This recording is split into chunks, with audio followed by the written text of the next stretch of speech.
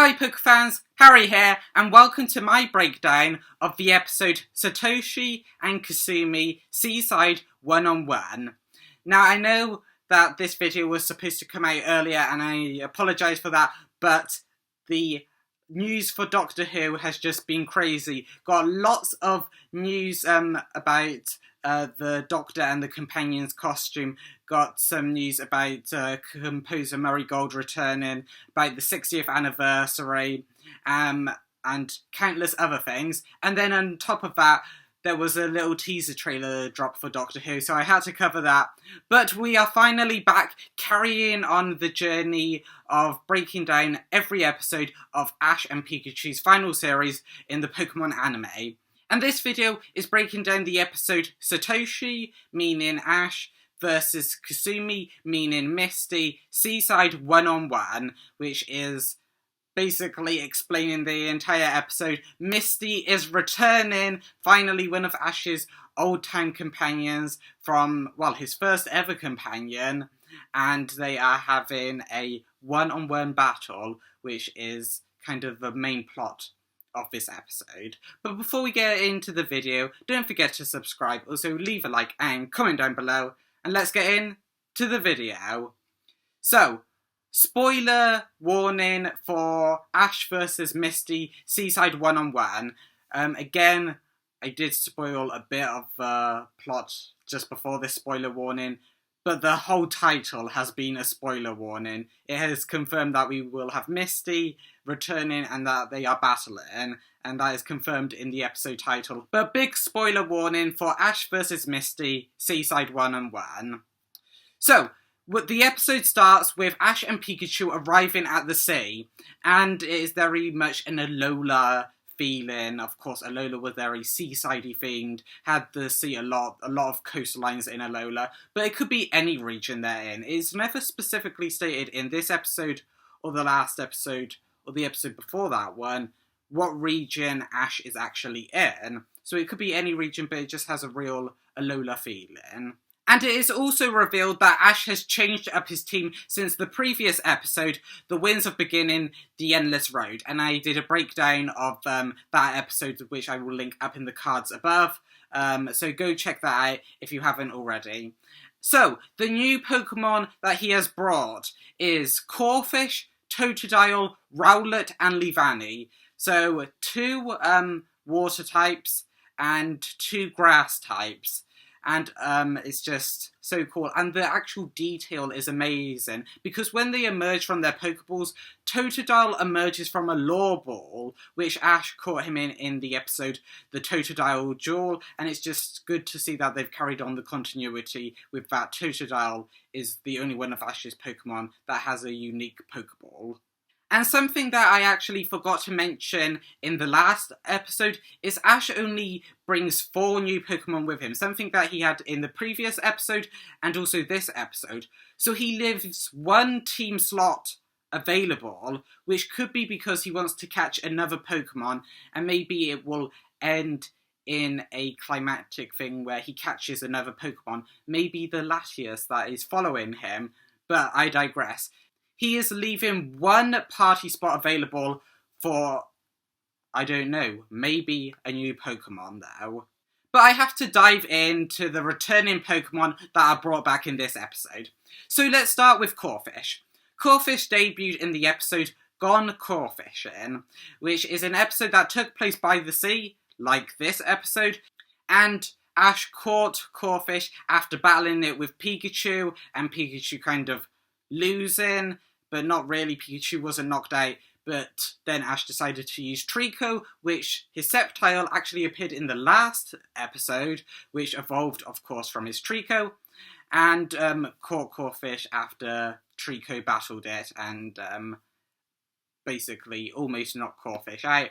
And then Corphish's last major appearance was in the Battle Frontier episode Overjoyed, where it battled Nurse Joy's Chansey as a warm-up match for Ash for his second match against Brandon, the Pyramid King. And unfortunately, Corphish lost this battle against Nurse Joy's Chansey, but then Ash ended up not using Corphish again in a match after this episode. But it wasn't his last appearance. Because Corphish has a close friendship actually with Ash's Totodile, another Pokemon that has been brought back in this episode. And both Ash's Totodile and Corphish had a minor appearance in the Sinnoh League Victors episode, an old family blend, where Ash brought back some of his past Pokemon for the Sinnoh League. However, these Pokemon got separated from Ash as Team Rocket tried to steal his Pokemon, but Corphish and Totodile were seen hanging out together when Ash came across these two Pokemon in the episode An Old Family Blend, and they seem pretty close in this episode as well. But this factors into the main plot, as Corphish also forms a close bond with a Clauncher, which is the Pokemon Ash and Misty battle over ownership of. And I will explain more about the Clauncher and Corphish and Clauncher's relationship later in this episode. So speaking of Totodile, Totodile debuted in the episode The Totodile Duel, which Ash and Misty both try to catch Totodile, throwing a law ball at it and it being caught. However, Totodile was caught behind a bush, so nobody, including Ash and Misty, knew who actually caught the Totodile. So Brock suggested that they battle for it. So they battled 3-on-3, Pikachu versus Togepi, which Pikachu refused to battle Togepi, Chikorita versus Staryu, which Chikorita won, and Bulbasaur versus Poliwag, which even though Poliwag evolved into a Poliwhirl, Bulbasaur won the match.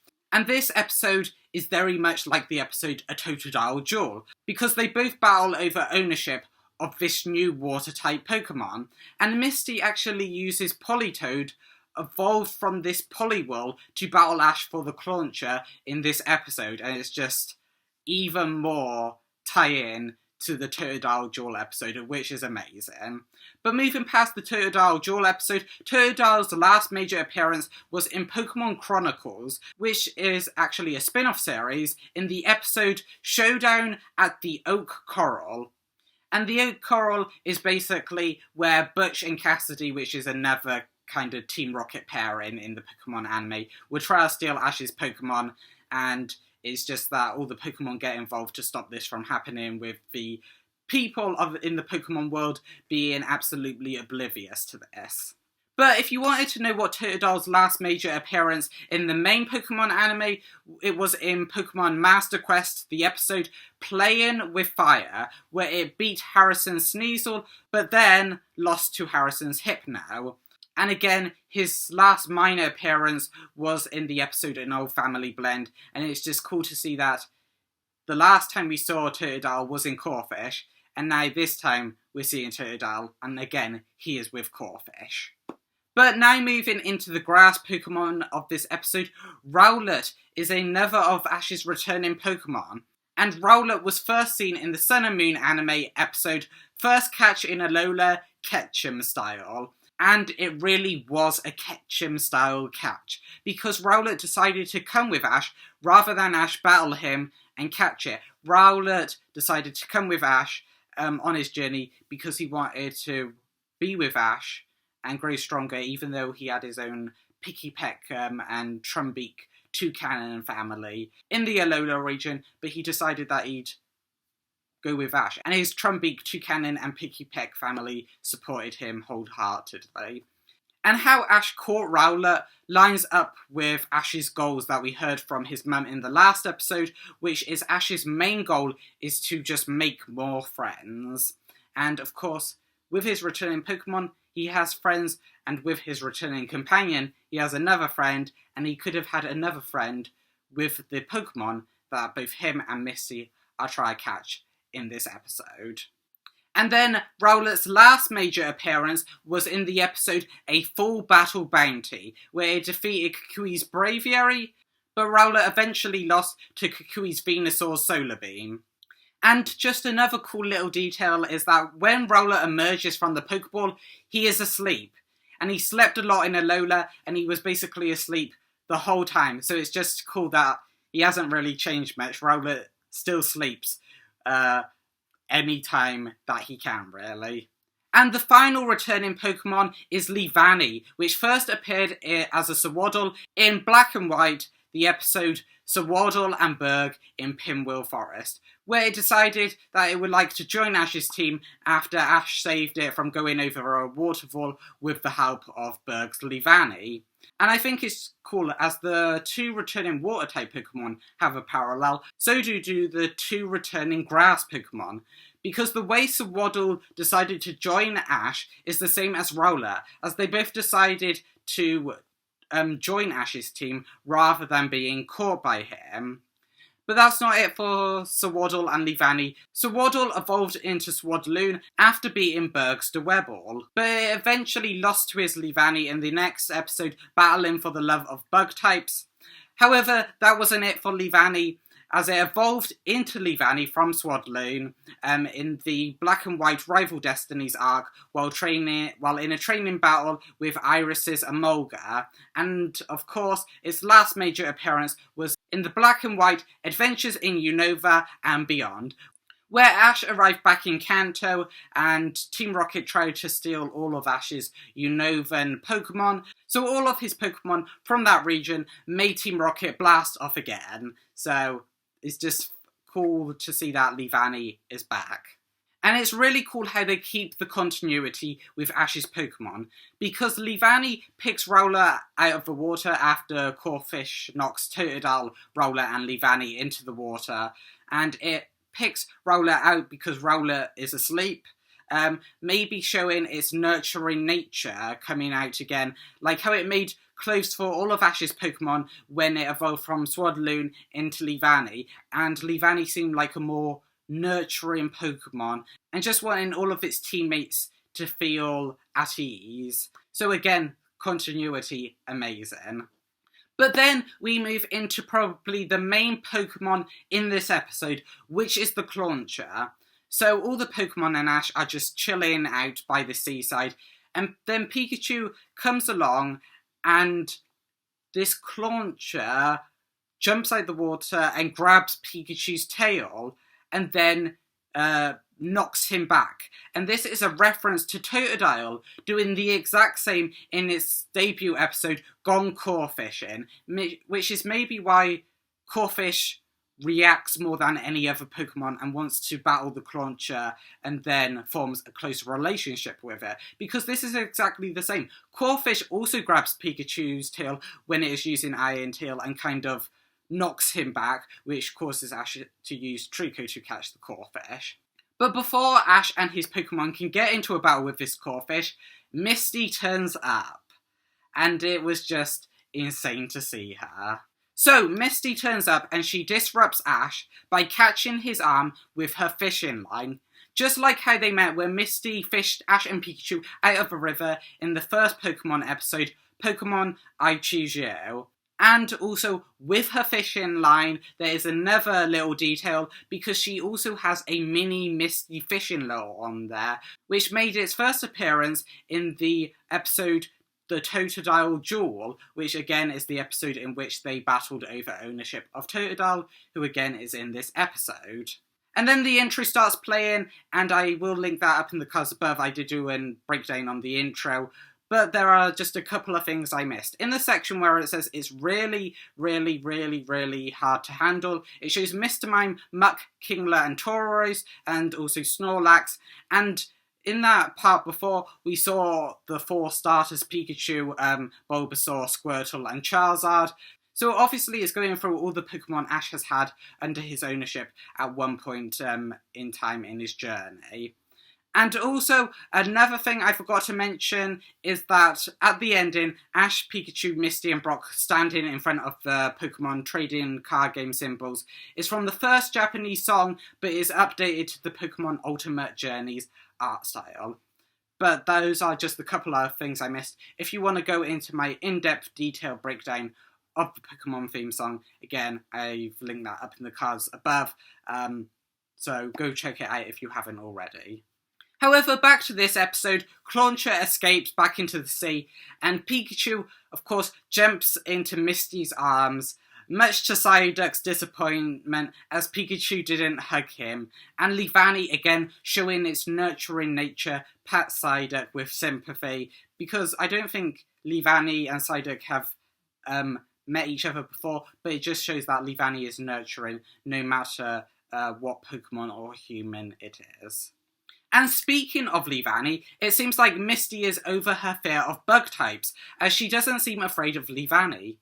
And of course, this was a big part. Misty was terrified of Ash's Caterpie. In the first episode, Ash catches a Pokemon and continued to be afraid of bug types, but it seems like she has got over her fear now. There is also another reference where Misty says she saw Ash become a world champion on TV, and we actually saw this in the episode The Finals for the episode Partner, and it's just cool that, again, it is brought up that all of Ash's past companions supported Ash in his battle to become the world champion of Pokemon. However, back to the main plot of this episode is catching the Clauncher, and Ash reveals that he is using Silence Lore, which was first seen in the Black and White episode, Facing Fear with Eyes Wide Open. Actually, the episode that Ash caught Palpitoad and that Silent caught Stunfisk. And he is not using the mini Misty lore that Misty gave him in the Battle Frontier episode, the unbeatable lightness of seeing. And again, we saw that Ash was using this Misty lore in the Sinnoh region, as we saw it in Diamond and Pearl episode, Weasel Your Way Out of This. So it's cool that we haven't forgotten all of Ash's companions. We're not just sticking with Misty, his first companion, as he is using a different lore, not the one that Misty gave him, which causes her to freak out a little bit. So, they finally get into fishing, and we pan over and we see Rowlet actually asleep in Ash's backpack, which was his favourite place to sleep in Alola when they were in the Alola region, and rather than going into his Pokeball, he would always be sleeping in Ash's backpack. And soon, Ash and his Pokemon become tired of fishing, which is a reference to something Ash expressed in the Totodile duel. And whilst they are fishing, Misty calls Ash impatient and a loudmouth for becoming tired of fishing. Then Ash calls Misty a loudmouth, leading to Misty shouting at Ash, like in the Totodile duel when they were arguing over the ownership of who gets Totodile. However, Ash and Misty aren't the only ones who want Clauncher. Team Rocket are after Clauncher too.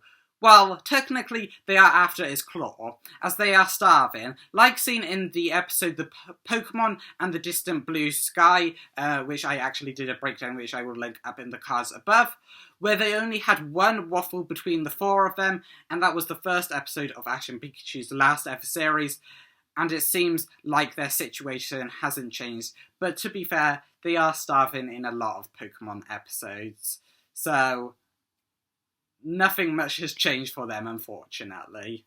And actually, Team Rocket try to get Clauncher isn't as bad as it could seem first. And now I'm going to say something that could contradict that. But Team Rocket promised to give Clauncher back once they have its claw. And they even say that his claw will regrow. Something that the Pokedex states. Actually, their Pokedex that they have actually states that as well. And this could be a reference to the Johto games of Gold, Silver Crystal, Heart Gold and Soul Silver, where Team Rocket were cutting off Slowpoke tails to sell them as food. And you actually saw various people associated with Team Rocket try to sell you Slowpoke tails as food in the game.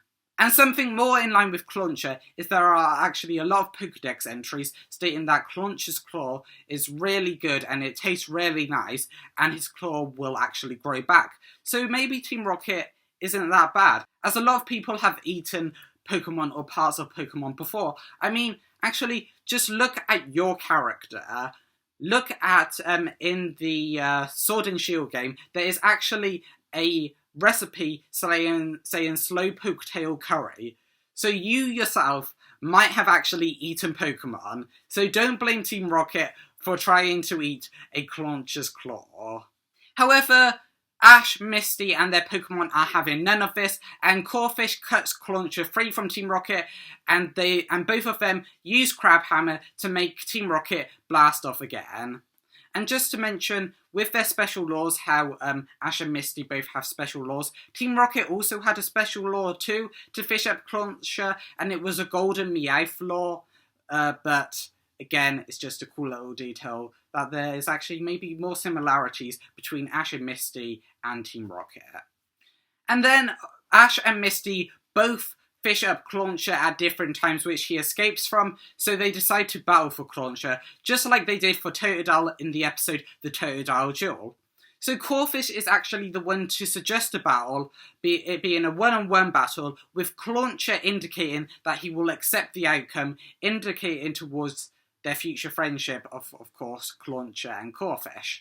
So as the battle starts, Misty calls herself the world-class beauty, which is what she has called herself many times, but is more a reference to Pokemon Yellow and Pokemon Let's Go Pikachu and Let's Go Eevee, where she calls herself the world-famous beauty, and Misty also then, following the world-class beauty comment, she calls herself the tomboyish mermaid, which is what is on her gym board in, I think, every iteration of the game that her gym, the Cerulean Gym, has appeared in. So again, as I mentioned before, Misty chooses Politoed, which was the Poliwag / Poliwhirl she chose in the Totodile Duel, and Pikachu walks forward to challenge Politoed, and as Pikachu was chosen against Togepi in the Totodile Duel. However, Ash, realising that Corphish really wants to battle, chooses Corphish. So, Pikachu referees this match. And I think this is the only time a Pokemon has solely refereed a match, excluding Rotom drones, but are they really Pokemon and they're like a camera and they have all the rules inside them? So, this is the sole time a Pokemon has refereed a match. And another parallel between the Totodile Duel and this episode is that Ash says his reputation as Orange League champion and top 16 at the Indigo League is on the line. And Misty says her reputation as the Cerulean City gym leader is on the line. But in this episode, they've both grown more. I mean, Ash is the world champion. And, spoiler alert, Misty's Politoed beats Ash's Corphish. So does this now make Misty the Pokemon World Champion, or does it not work like that? It's just weird, as in the Totodile Duel, he said that his reputation as Orange League Champion and top 16 at the Indigo Plateau was on the line, but not in this episode. And speaking of Misty beating Ash, this marks the first time a travelling companion has beaten Ash since Iris in the club battle, which was Pikachu versus Excadrill in the Black and White anime episode Club Battle Finale, A Hero's Outcome, which was 524 episodes earlier. And that was the last time a travelling companion beat Ash. And so this is amazing. That is the longest time Ash had gone winning.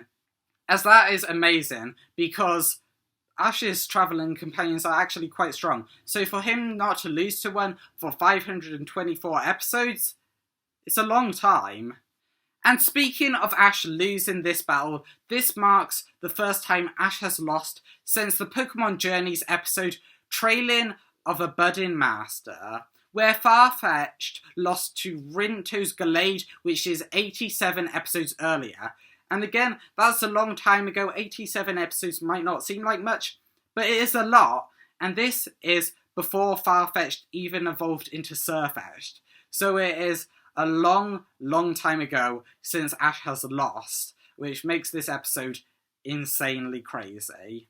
So of course Corphish loses to Misty's Politoed, and I would go over the battle, but it's a pretty generic anime battle, nothing too special. Again, it's cool because it's an anime battle, but nothing too special.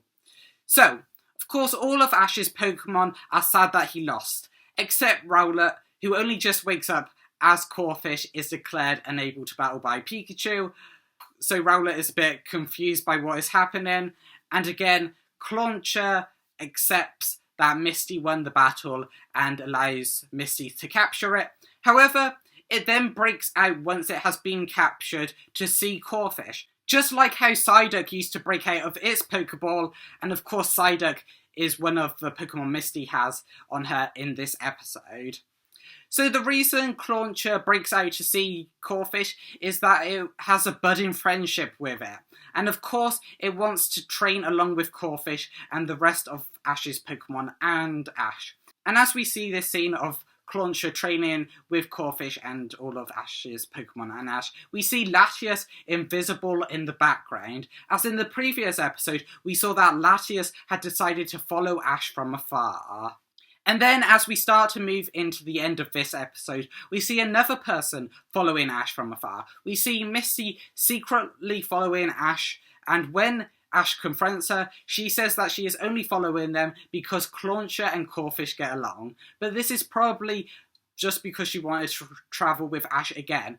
And this is a reference to her following Ash in the Indigo League anime, making up the excuse that she is following Ash because Pikachu fried her bike, but it was because she wanted to just travel with Ash. And maybe this factors more into Ash's goals of making friends that we heard from his mum in the previous episode, that this is why Ash is travelling, making more friends. And a returning friend is just as much making a friend as making a new friend. And also, with Ash's goal to be making friends, maybe that is why Ash is pretty happy for Misty to travel with them. Getting the protagonist, of course, being Ash, and the first companion, of course, being Misty, back together, like they had at the start of the Pokemon anime, and now they will have it again at the end of the Pokemon anime. And then the outro plays, and it is the Japanese Pokemon outro, which I explained in the episode where I broke down the Winds of Beginning, the Endless Road, where I broke down that it was the original Japanese Pokemon outro. The first Japanese outro is the outro of this series too. And again, we see the Pokemon wrap-up, and it shows Team Rocket again in Paldea, and last time they came across Koraidon, the legendary of Pokemon Scarlet, and this time they come across his counterpart, Miraidon, who is of course the legendary of Pokemon Violet, and of course, just like Koraidon, it sends Team Rocket blasting off again. And next episode, we get a tease of raised stakes from this episode, because what is better than one returning character? That's right, 2 returning characters, which is what is teased for next episode, 2 returning characters, and I can't wait for it. So this episode I think was amazing. Misty returning, Ash's Pokemon returning, and those Pokemon factoring more into the plot than his returning Pokemon that he had in the previous episode, and again, us just reminding that Latias is there. And of course, Team Rocket were funny in this episode. I just think it was a great episode overall. But let me know down in the comments below, what did you think of this episode? Anything else you would have liked to see in this episode? And are you excited for next week's episode? But also, let me know down in the comments below if you have any other topics related to Pokemon that you want covered and turned into a video. And also, if you like this episode, don't forget to leave a like. Also subscribe and share it out, and I will see you in the next one.